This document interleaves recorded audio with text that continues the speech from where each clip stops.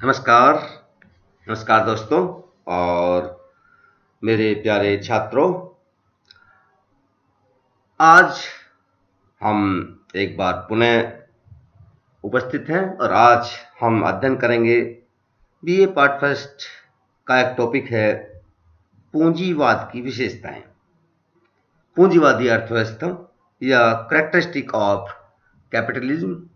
आज हम इस यूनिट का अध्ययन करेंगे। तो लेट्स स्टार्ट स्टूडेंट्स। आर्थिक प्रणाली का अभिप्राय अर्थव्यवस्था की उस वैधानिक एवं संस्थागत संरचना से है जिसके अंतर्गत उत्पादन, उपभोग, विनिमय, वितरण एवं राजस्व आदि से संबंधित आर्थिक क्रियाएं संपादित की जाती हैं। आर्थिक प्रणाली का स्वरूप राज्य के हस्तक्षेप की मात्रा, उसकी सीमा तथा सामाजिक परंपराओं पर निर्भर करता है। इस प्रकार आर्थिक प्रणाली का संबंध किसी समाज में समस्त आर्थिक क्रियाओं के संगठन से होता है। आज हम यदि बात करें तो विश्व के विभिन्न देशों में विभिन्न प्रकार की आर्थिक प्रणालियां प्रचलित हैं, जैसे समाजवादी, साम्यवादी, अमेरिका, फ्रांस, इंग्लैंड में पूंजीवादी, भारत में मिश्रित अर्थव्यवस्था। हम बात करें यदि पूंजीवादी अर्थव्यवस्था या पूंजीवादी प्रणाली की, कैपिटलिस्ट इकोनॉमी और कैपिटलिस्ट सिस्टम, इसमें हम देखते हैं कि यह आर्थिक संगठन की एक अत्यंत प्राचीन प्रणाली है। इंग्लैंड में औद्योगिक क्रांति के फलस्वरूप इसका जन्म हुआ। समय बीतता गया और इसमें बहुत सारे नए परिवर्तन हुए, समायोजन की प्रवृत्ति बढ़ी। आज हम यदि बात करें विशुद्ध पूंजीवाद या प्योर कैपिटलिज्म संसार में कहीं नहीं है। आज ये अपने परिष्कृत रूप में विश्व के समृद्ध राष्ट्रों जैसे कि America, Canada, England, Japan, France या अन्य जितने भी हमारे पाश्चात्य देशों में विद्यमान है। यदि हम बात करें कि पूंजीवाद कहते किसे हैं, meaning and definition of capitalism. पूंजीवादी अर्थव्यवस्था वह अर्थव्यवस्था है जिसमें उत्पत्ति एवं वितरण के प्रमुख साधनों पर निजी स्वामित्व होता है। जितने भी उत्पत्ति और वितरण के साधन होते हैं उन पर निजी स्वामित्व होता है और निजी व्यक्ति उन साधनों की को प्रतिस्पर्धा के आधार पर अपने निजी लाभ के लिए प्रयुक्त करते हैं। इसमें यदि हम बात करें तो जैसे कि प्रोफेसर आरटी के शब्दों में, आर्थिक संगठन की प्रणाली जिसमें मुक्त उद्यम, प्रतिस्पर्धा और संपत्ति का निजी स्वामित्व आमतौर पर प्रबल होता है, उस अर्थव्यवस्था को हम पूंजीवादी अर्थव्यवस्था कहते हैं। इसी प्रकार हम लुक्स और वुड्स के अनुसार देख सकते हैं कि पूंजीवादी आर्थिक संगठन की ऐसी प्रणाली है जिसमें निजी संपत्ति पाई जाती है और मनुष्यकृत तथा प्राकृतिक पूंजी का प्रयोग निजी लाभ के लिए किया जाता है। इसी प्रकार यदि हम जीडीएच कॉल के अनुसार पूंजीवाद को परिभाषित करें, पूंजीवाद लाभ के लिए उत्पादन की एक प्रणाली है जिसके तहत उत्पादन के उपकरण और सामग्री निजी स्वामित्व में है। यह काम मुख्य रूप से किराए के श्रमिक, पूंजीवादी मालिक या मालिकाओं से संबंधित उत्पाद द्वारा किया जाता है। इसी प्रकार एक डेफिनेशन डीएम राइट ने दी है कि पूंजीवाद एक ऐसी प्रणाली है जिसमें औसत तौर पर आर्थिक जीवन का अधिकांश भाग, विशेषतः विशुद्ध नया विनियोग, निजी अर्थात गैर सरकारी इकाइयों द्वारा सक्रिय तथा पर्याप्त स्वतंत्र प्रतिस्पर्धा की दशाओं के अंतर्गत लाभ की आशाओं की प्रेरणा के लिए किया जाता है। इस प्रकार यदि हम देखते हैं कि जो पूंजीवादी अर्थव्यवस्था होती है उसमें पूंजीवादी प्रणाली में खेतों, कारखानों, व्यवसायों पर निजी स्वामित्व होता है। उत्पादन के साधनों पर वे लोग काम करते हैं जो उसके स्वामी नहीं होते हैं। पूंजीवाद में संसार स्नेह से नहीं वरन लाभ की प्रेरणा से चलता है। और ये भी कह सकते हैं कि पूंजीवादी अर्थव्यवस्था में जितनी भी आर्थिक क्रियाएं होती हैं उन पर सरकार का हस्तक्षेप नहीं होता है। अतः इसे हम अनियोजित अर्थव्यवस्था, अनप्लैन्ड इकोनॉमी भी कहते हैं। अब यदि हम पूंजीवादी अर्थव्यवस्था को दो भागों में बांटा जा सकता है। लेजिस फेयर, पूंजीवादी प्रणाली के तहत अर्थव्यवस्था में कोई सरकारी हस्तक्षेप नहीं होता है, और दूसरा है मिश्रित पूंजीवाद। मिश्रित पूंजीवाद के तहत सरकार आर्थिक और औद्योगिक विकास में काफी हद तक हस्तक्षेप करती है। यह एक आधुनिक पूंजीवादी व्यवस्था है और इसे विनियमित पूंजीवाद कह सकते हैं, विनियमित पूंजीवाद के रूप में जाना जाता है। अब यदि हम बात करें पूंजीवादी अर्थव्यवस्था के प्रकार या पूंजीवादी अर्थव्यवस्था के लक्षण, इसे हम मेन कैरेक्टरिस्टिक्स ऑफ कैपिटलिस्ट और अनप्लैन्ड इकोनॉमी भी कह सकते हैं। सबसे पहले हम बात करते हैं इसमें मुक्त उद्यम व्यवस्था। पूंजीवाद को मुक्त उद्यम अर्थव्यवस्था भी कहा जाता है, और ऐसा इसलिए है क्योंकि पूंजीवादी व्यवस्था के तहत व्यक्तियों और निजी फर्मों के पास संपत्ति का स्वामित्व और उपयोग करने का अधिकार होता है। उन्हें आय अर्जित करने, बचाने और उसे मनचाहे तरीके से खर्च करने का अधिकार प्राप्त होता है। उन्हें संसाधन प्राप्त करने, उत्पादन को व्यवस्थित करने और किसी भी तरह से उत्पादों को बेचने की अनुमति दी जाती है। यहां तक किसी भी व्यवसाय को करने के लिए निजी व्यक्तियों को स्वतंत्रता और क्षमताओं पर सरकार का कोई भी प्रतिबंध या हस्तक्षेप नहीं होता है। इसलिए काम, व्यवसाय और उद्यम की पसंद के बारे में उद्यम को पूर्ण स्वतंत्रता प्राप्त होती है। दूसरी बात करते हैं निजी स्वामित्व। पूंजीवादी अर्थव्यवस्था के तहत श्रम, भूमि, पूंजी, संगठन जैसे उत्पादन के जो साधक होते हैं वो निजी स्वामित्व में पाए जाते हैं। निजी संपत्ति कानून द्वारा संरक्षित, नियंत्रित और लागू होती है। व्यक्तियों के पास अपनी संपत्ति रखने का अधिकार होता है और वे जैसे चाहें उसका उपयोग करने के लिए स्वतंत्र होते हैं। इसी प्रकार हम बात कर सकते हैं कि यह एक पूंजीवाद की मुख्य विशेषता होती है, निजी संपत्तियों का अस्तित्व आ जाता है। निजी संपत्ति रखने का अधिकार होता है, संपत्ति के प्रयोग करने की स्वतंत्रता होती है, मृत्यु के पश्चात अपनी संपत्ति को अपने उत्तराधिकारियों को देने का अधिकार, राइट ऑफ इनहेरिटेंस होता है। व्यवसाय चुनने की स्वतंत्रता। पूंजीवाद में कोई भी व्यक्ति किसी भी व्यवसाय का चयन करने के लिए स्वतंत्र होता है, और पसंद या चयन की यह स्वतंत्रता व्यक्तियों को उस क्षेत्र में प्रवेश करने में भी सक्षम बनाती है जिसमें उन्हें ज्ञान होता है, और संपत्ति की खरीद होती है जिससे कि उन्हें अधिकतम लाभ प्राप्त हो सके।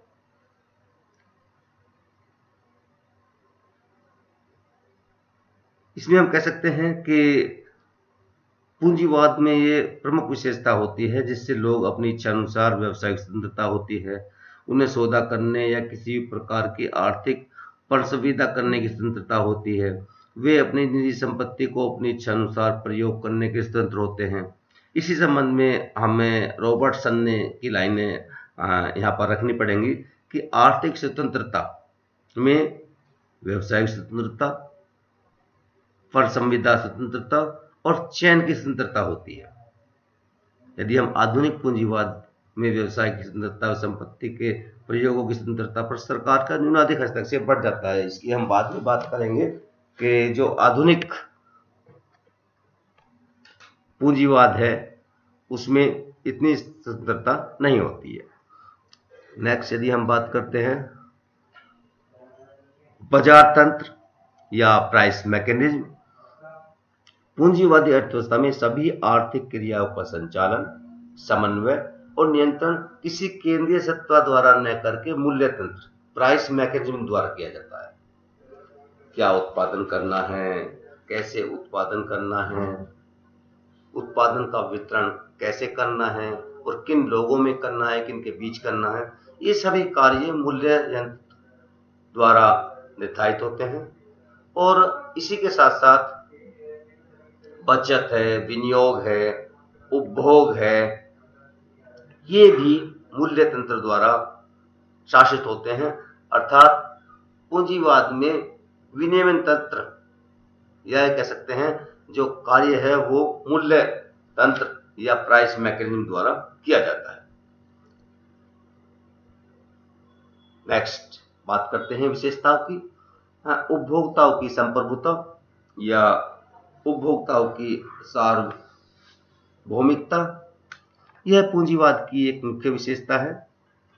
उपभोक्ताओं को वस्तुओं के चयन की स्वतंत्रता होती है, वे चाहे जो उपभोग करें, चाहे जो कीमत दें, चाहे कितनी मात्रा में उपभोग करें, ये सब उपभोक्ता पर निर्भर होता है। और उत्पादक उपभोक्ताओं की इच्छा अनुसार उत्पादन करते हैं। जो निर्माता हैं वस्तुओं के, वो उत्पादन करते समय उपभोक्ताओं की मांग, उपभोक्ताओं का टेस्ट या स्वाद, वरीयता आदि पर विचार करते हैं, तभी अपने उत्पादन के प्रारूप या वस्तुओं का निर्धारण करते हैं।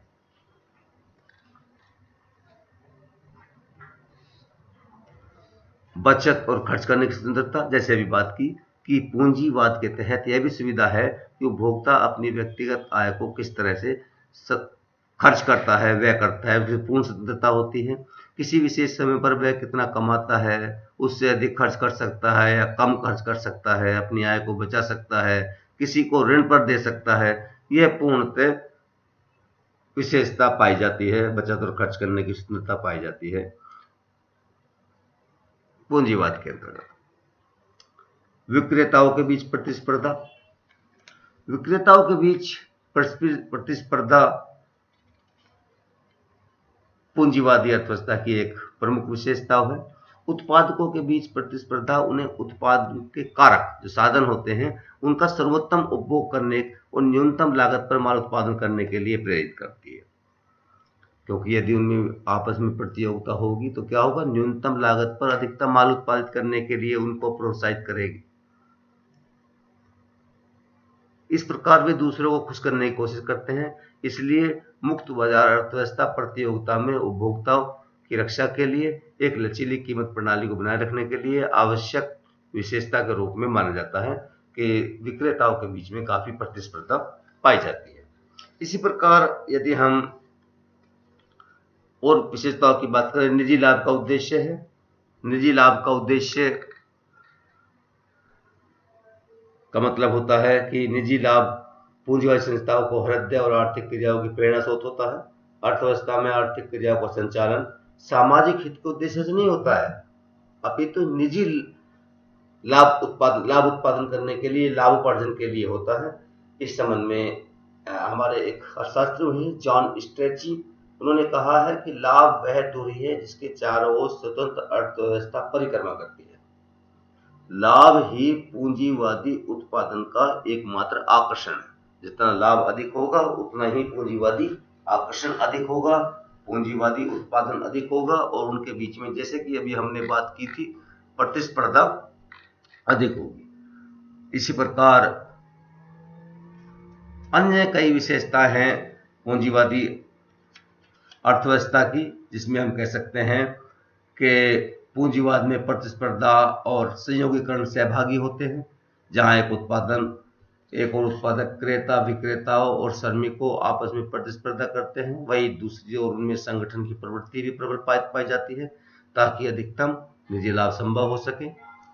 इसी प्रकार हम कह सकते हैं कि समाज के विभाजन एवं वर्ग संघर्ष को बढ़ावा मिलता है। समाज दो बड़े भागों, पूंजीपति और श्रमिक अथवा निर्धन अमीरों में बढ़ जाता है।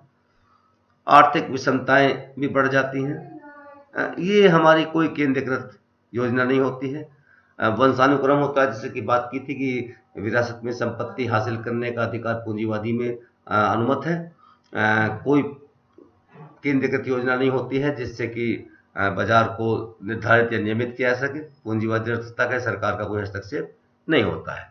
तो ये है पूंजीवादी अर्थव्यवस्था के विशेषताएं, विशेष मुख्य रूप से। अब हम बात करेंगे कि एडवांटेज और मेरिट ऑफ कैपिटलिज्म, पूंजीवादी अर्थव्यवस्था के लाभ की यदि हम बात करें, ये पूंजीवादी अर्थव्यवस्था के लाभ हैं। Efficiency of private sector, no better alternatives, creative destruction has led to growth in living standard, freedom to choose। पूंजीवादी में प्रतिस्पर्धा, निजी संपत्ति का अधिकार, निजी लाभ आदि ऐसे अनेक तत्व पाए जाते हैं जिसके कारण उत्पादन में कुशलता आती है, तकनीकी प्रगति होती है और व्यक्ति को पूर्ण रूप से विकास करने का अवसर मिलता है।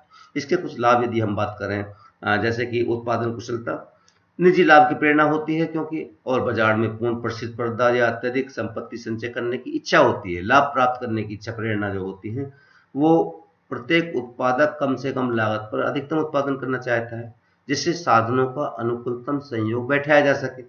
अपव्यय पर नियंत्रण रखा जाता है, व्यक्तिगत देखभाल रखी जाती है, नवीनतम मशीनों का प्रयोग किया जाता है जिससे कि उत्पादन लागत कम हो, उत्पादन अधिक हो। इससे उत्पादन के क्षेत्र में चारों ओर प्रगति होती है। इससे उत्पादक, उपभोक्ता व श्रमिकों सभी को लाभ होता है। यदि हम बात करें व्यक्तित्व का विकास, ये भी एक लाभ है, मेरिट है, एडवांटेज है कैपिटलिस्ट इकोनॉमी की। पूंजीवादी अर्थव्यवस्था में पूर्ण प्रतियोगिता पाई जाती है। इसमें सर्वाइवल ऑफ द फिटेस्ट, योग्यतम की विजय निर्धारित होती है। अतः प्रत्येक व्यक्ति कड़े प्रयत्न करता है, अपनी योग्यता बढ़ाता है, जिससे लोगों को स्वतंत्र आर्थिक वातावरण में अपना सर्वांगीण विकास करने का अवसर मिलता है। उनको योग्यता के अनुसार ही प्रतिफल प्राप्त होते हैं। इसी प्रकार हम बात कर सकते हैं और लाभ की साधनों का सर्वोत्तम उपयोग होता है पूंजीवादी अर्थव्यवस्था में। अधिकतम लाभ की चेष्टा होती है इसके लिए उत्पादन के साधनों का अनुकूलतम संयोग बैठाता है, अपव्यय रुकता है, कम उपयोगी साधनों के स्थान पर अधिक उपयोगी जो साधन होते हैं, संयोग होते हैं, उनको यूज किया जाता है। इसी प्रकार स्वयं संचालिता होती है अर्थव्यवस्था में। संचालन में मूल्य यंत्र, प्राइस मैकेनिज्म की अदृश्य शक्ति का हाथ रहता है। मूल्य यंत्र के कारण अर्थव्यवस्था में साधनों का वितरण समायोजित होता है और किसी प्रकार की गड़बड़ी करने के लिए कोई केंद्रीय निर्देशन की आवश्यकता नहीं होती है। इसी प्रकार तकनीकी प्रगति पूंजीवाद में अधिक होती है क्योंकि अधिक उत्पादन किया जाता है कम से कम लागत पर, नई नई टेक्निक इस्तेमाल की जाती है। आर्थिक समृद्धि और पूंजी संचय को प्रोत्साहन मिलता है। तकनीकी प्रगति, उत्पादन कुशलता, व्यक्तित्व के विकास, साधनों के सर्वोत्तम उपयोग के कारण अर्थव्यवस्था के सभी क्षेत्रों में समृद्धि बढ़ती है। इसी प्रकार हम कह सकते हैं लोगों की आय बढ़ने से बचत और पूंजी निर्माण को प्रोत्साहन मिलता है, लोगों के जीवन स्तर में सुधार होगा। और आज के जितने भी हमारे वेस्टर्न कंट्री हैं उनमें अभूतपूर्व संपन्नता और उच्च जीवन स्तर पूंजीवाद का परिणाम है। इसी प्रकार एक लाभ हम कह सकते हैं कि लोचपूर्ण व प्रारंभिक परिवर्तन की क्षमता होती है। इसी प्रकार हम कह सकते हैं कि पूंजीवादी प्रणाली में आर्थिक स्वतंत्रता प्रजातांत्रिक स्वरूप होता है। इसमें हम ये कह सकते हैं कि पूंजीवाद में लोगों को आर्थिक स्वतंत्रता अधिक होती है। उत्पादक चाहे जो उत्पादन करे, उपभोक्ता सार्वभौमिक होते हैं। जो व्यक्ति जिस क्षेत्र में कार्य करना चाहे उसके क्षेत्र की स्वतंत्रता होती है और अधिकतम संतुष्टि और उच्च जीवन स्तर। पूंजीवाद का लाभ ये भी है कि उपभोक्ता को उपभोग में स्वतंत्रता होती है, वे अधिकतम संतुष्टि प्राप्त करना चाहते हैं, कर सकते हैं। उत्पादन के क्षेत्र में प्रगति निजी लाभ की दृष्टि से कारण उत्पादन वृद्धि और आर्थिक समृद्धि से लोगों का जीवन स्तर ऊंचा होता है। तो ये कुछ एडवांटेज ऑफ कैपिटलिज्म है, पूंजीवादी जो पद्धति है उसके लाभ हमने देखे। इसी प्रकार हम देख सकते हैं कि पूंजीवादी अर्थव्यवस्था के कुछ नुकसान भी हैं। इनइक्वालिटीज हैं, इकोनॉमिक इनस्टेबिलिटी है, मोनोपोली पावर जो है उनको बढ़ावा मिलता है। इसी प्रकार एनवायरमेंटल कॉस्ट पर होता है, इमोबिलिटीज होती है, मोनोप्सोनी होती है। ये कुछ प्रॉब्लम्स हैं, इनके बारे में यदि हम करें कि अधिक बहुत सारे गुण पाए जाते हैं, लेकिन कुछ पूंजीवादी अर्थव्यवस्था के दोष भी हैं। यदि हम उन पर थोड़ा सा अपना फोकस करें तो एक तो आर्थिक क्रियाओं में सामंजस्य का अभाव होता है। पूंजीवाद में अनेक उत्पादक, व्यापारी, उपभोक्ता स्वतंत्र रूप से अपने अपने निजी लाभ के लिए कार्य करते हैं और उनमें परस्पर विरोधी निर्णय में सामंजस्य बिठाने के लिए कोई केंद्रीय शक्ति सत्ता नहीं होती, जिसके कारण अर्थव्यवस्था में असंतुलन उत्पन्न होता है। इसकी बात हम कर रहे थे, इकोनॉमिक इनस्टेबिलिटी की बात करते थे। व्यापार चक्र और आर्थिक अस्थायित्व, इकोनॉमिक इनस्टेबिलिटी की बात फिर वहीं आती है कि पूंजीवादी अर्थव्यवस्था को आर्थिक क्रियाओं में सामंजस्य का अभाव होने के कारण गलत अनुमान, गलत निर्णय की संभावना रहती है, जिससे अति उत्पादन या कम उत्पादन के कारण डिप्रेशन और बूम, आर्थिक मंदी और तेजी की स्थिति हो सकती है। व्यापार चक्र के कारण देश में अनिश्चितता और अस्थिरता का वातावरण उत्पन्न हो जाता है। आर्थिक मंदी अर्थव्यवस्था की प्रगति को अवरुद्ध कर देती है, जैसे कि 1930s में आर्थिक मंदी होती है, बेरोजगारी, भुखमरी, सामाजिक विद्रोह भड़कता है, जिससे समूचा आर्थिक जीवन जो है वो अस्त व्यस्त हो जाता है। इसी प्रकार हम बात करें, इनइक्वालिटीज होती हैं, जिससे वर्ग संघर्ष होता है। पूंजीवाद में समाज दो बड़े बड़े भागों में, पूंजीवादी और गरीब या वर्ग मालिक और मजदूर वर्ग में विभाजित होता है। उनके हितों में पारस्परिक विरोध और वर्ग संघर्ष का कारण बनता है, जो अंततः औद्योगिक अशांति और खूनी क्रांति को रूप धारण कर लेता है। इसी प्रकार हम बात करते हैं इनइक्वालिटीज, आर्थिक असमानता। पूंजीवादी अर्थव्यवस्था में संपत्ति की असमानता तथा उसका स्वतंत्र उपयोग अवसरों की असमानता और राष्ट्रीय आय के वितरण में असमानता उत्पन्न कर देता है। उत्तराधिकार तथा स्वतंत्र मूल्य यंत्र संपत्ति और धन के वितरण में असमानता को और बढ़ाते हैं, जिससे समाज में उत्पादन एवं वितरण का संपूर्ण ढांचा बिगड़ जाता है। देश की सारी समृद्धि कुछ ही हाथों में केंद्रित हो जाती है। जो पूंजीवादी लोग हैं, जो पूंजीवादी बड़े बड़े धनवान होते हैं, धनवान अधिक धनवान हो जाते हैं और गरीब बनते चलते जाते हैं। गरीबी का दुष्चक्र चल जाता है, जिसके कारण जो है आर्थिक असमानताएं पूंजीवादी अर्थव्यवस्था में बहुत बढ़ जाती है।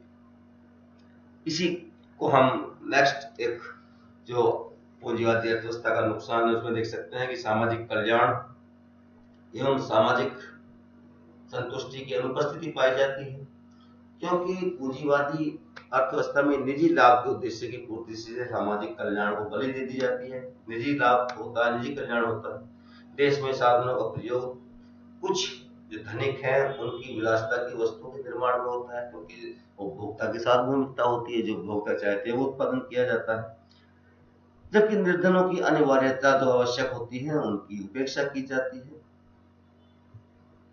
इस प्रकार से पूंजीवाद में सामाजिक कल्याण और अधिकतम संतुष्टि केवल मिथ्या धारणा बन जाते हैं। इसी प्रकार हम बात करते हैं कि एनवायरमेंटल रूल्स कॉस्ट पर के पूंजीवादी अर्थव्यवस्था में उच्च लाभ अर्जित करने के उद्देश्य से संसाधनों का इस तरह प्रयोग करना जाता है जिससे प्राकृतिक संतुलन जो है एनवायरमेंटल कॉस्ट पर किया जाता है। पर्यावरणीय समस्याओं की ओर कोई ध्यान नहीं दिया जाता है।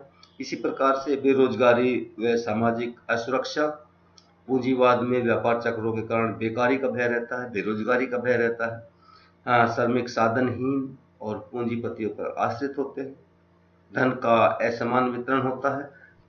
तो इसी प्रकार से शोषण का बोलबाला होता है, प्रतियोगिताओं में अपव्यय होता है, एकाधिकारी प्रवृत्ति पनपने का भी बोलबाला होता है, क्योंकि यहाँ पर प्रतिस्पर्धा होती है। वहीं दूसरे और कुछ बड़े उत्पादक या तो प्रतिस्पर्धा को समाप्त कर देते हैं या उनको एकाधिकारी संघों में मिलकर बाजार को पूर्ण नियंत्रण कर लेते हैं। इससे कृत्रिम कमी व शोषण का मार्ग जो है वो प्रशस्त होता है।